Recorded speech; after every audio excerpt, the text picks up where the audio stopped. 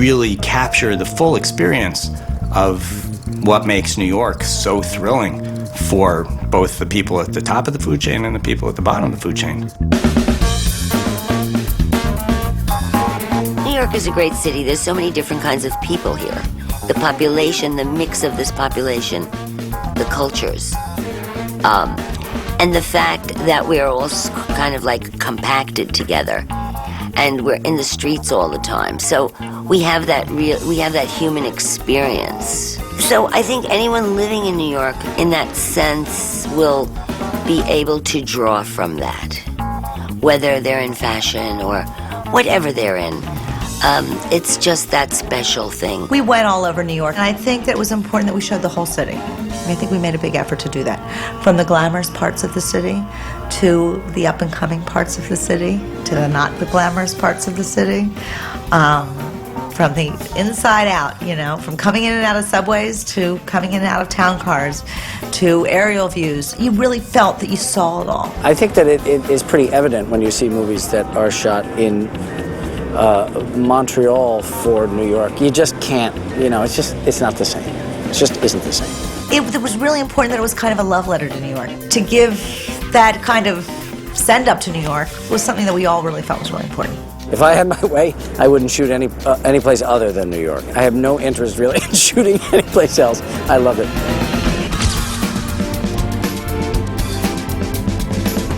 Getting the fashion right in the movie is super important. And the one way that I got the fashion right was just to hire Patricia Field to be the costume designer and leave the room. He felt sure that I was the right one for the movie. I was happy to do it. Pat is amazing. She's divine. Pat's she's just a hoot and fun and really true to her vision and collaborative in the way that she understands, you know, some people's thoughts about this or that and the other, and will integrate them into her work.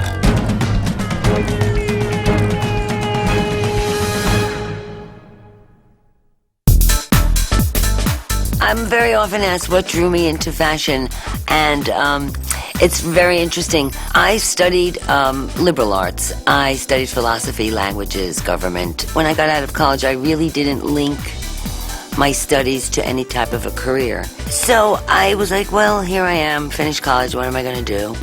And I saw an ad in a newspaper, and it was to be in retailing, a junior executive or something like that. I must have been about, I don't know, 21 or something. I responded to the ad, and what made me go there was because I thought, well, this is easy and I can do it.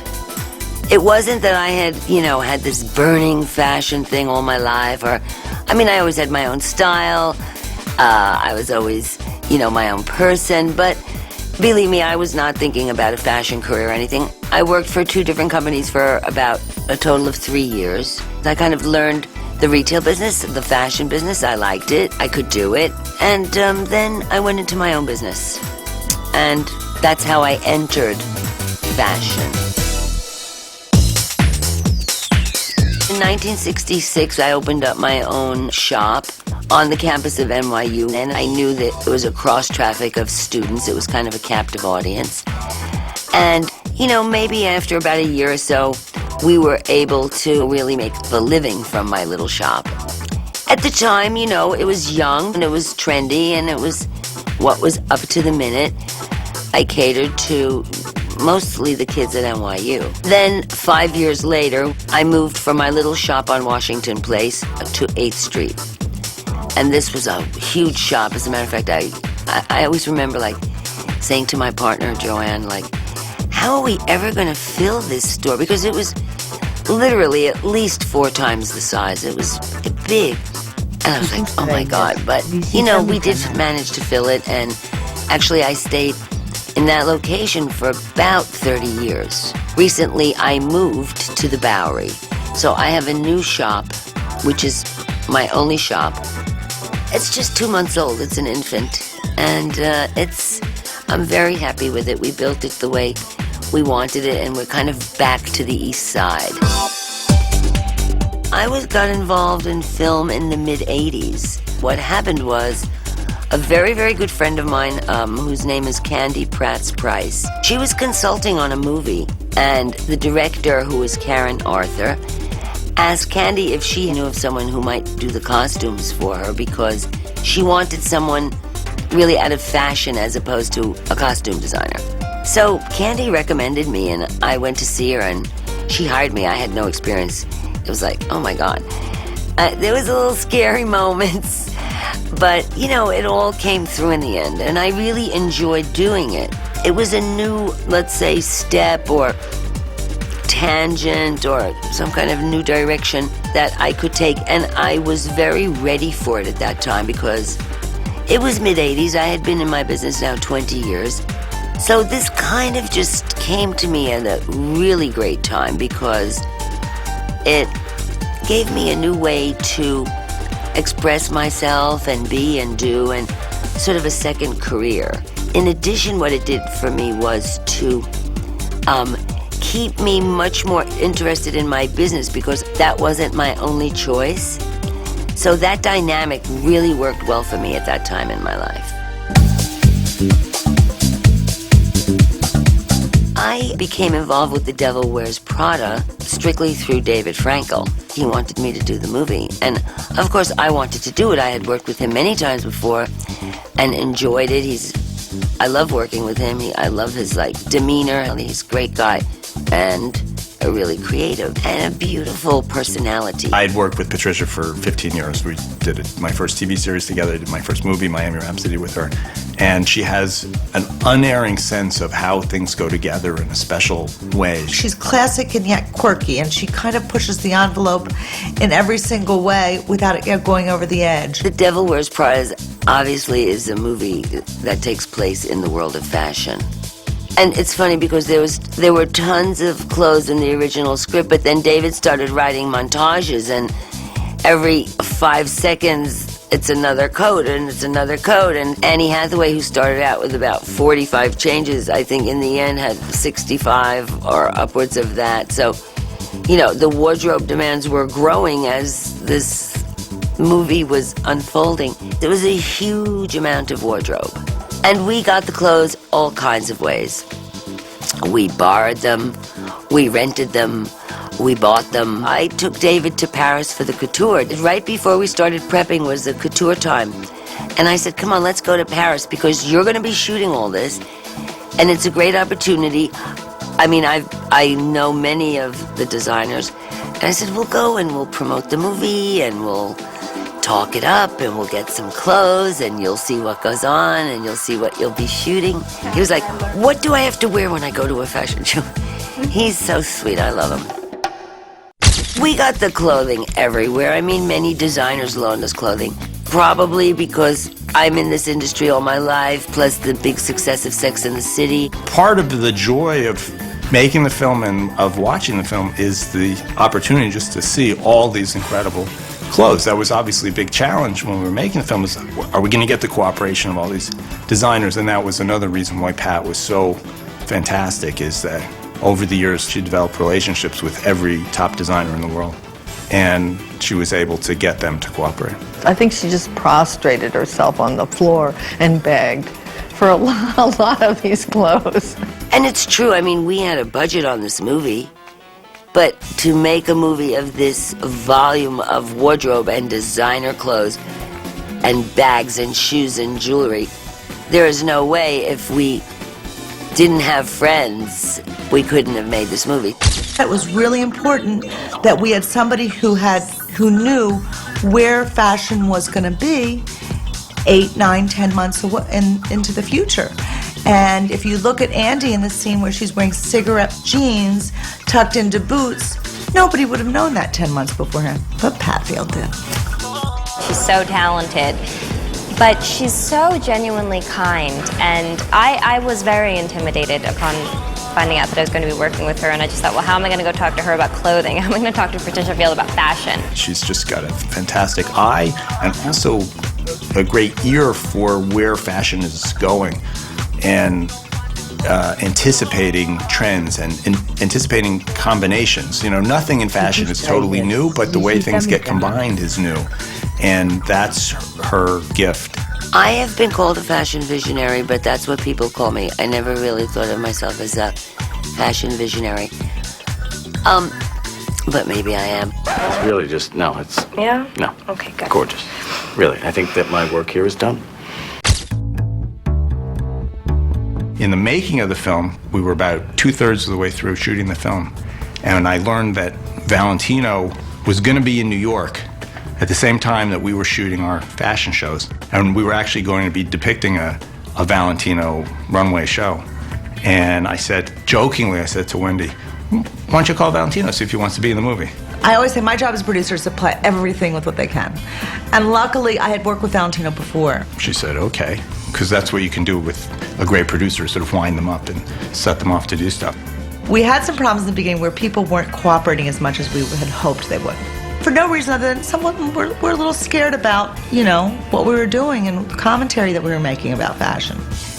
We thought, okay, we got it grounded, really. So I picked up the phone, and lo and behold, one of my best friends is one of his best friends. So literally, while he was on his boat in Italy, we negotiated to kind of get him to come aboard. He stood out. Somebody was going to take the stand, and somebody was going to get behind us, and that was great, because to have Valentino doing it, it really made us real. He is an icon.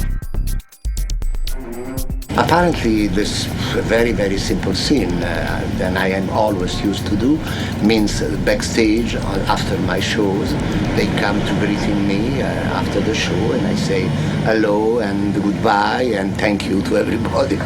We weren't having fictitious designers. Valentino's a world-known name. And by having his stamp of approval and his involvement, people had to take notice. So that was really important.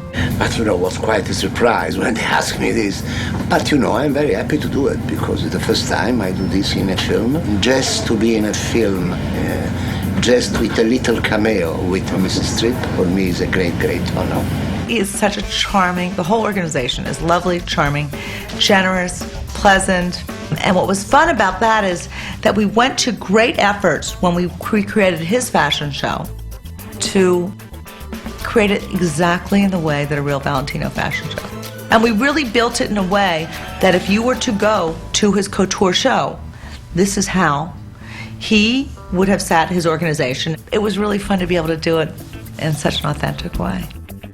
It was a really surprising, it was a great get, because he adds so much authenticity to the film. You feel really in that moment that you're backstage at a haute couture Paris fashion show.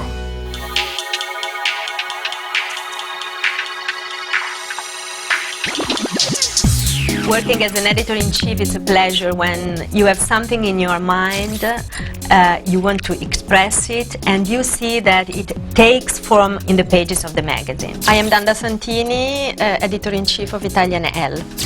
Being editor-in-chief at Elle means having a strong responsibility, because from one side you know that the fashion industry is one of the most important in our country, in Italy, so you feel a strong responsibility from the economic point of view, because you know that what you show on the magazine can really be influencing on what people buy. You're wearing a sweater that was selected for you by the people in this room. On the other hand, you know that people expect from magazines help. They expect to have information, what are the best things that are in the market, and then help when they have to choose. So you have to balance the two responsibilities, the economic one for such a big industry and the one for the readers. A million girls would kill for this job. Oh, it sounds like a great opportunity. I'd love to be considered. Andrea, Runway is a fashion magazine, so an interest in fashion is crucial. What makes you think I'm not interested in fashion? I would say that the qualities that are required for a magazine like Elle are, first of all, talent. You really have to have something in yourself that you want to express in the magazine. I hope you know that this is a very difficult job, for which you are totally wrong. And if you mess up, my head is on the chopping block. Now hang that up. Don't just fling it anywhere. A strong will as well, because the competition can be very strong, it can be hard, you can have tough days, so if you have a strong will, you can go on.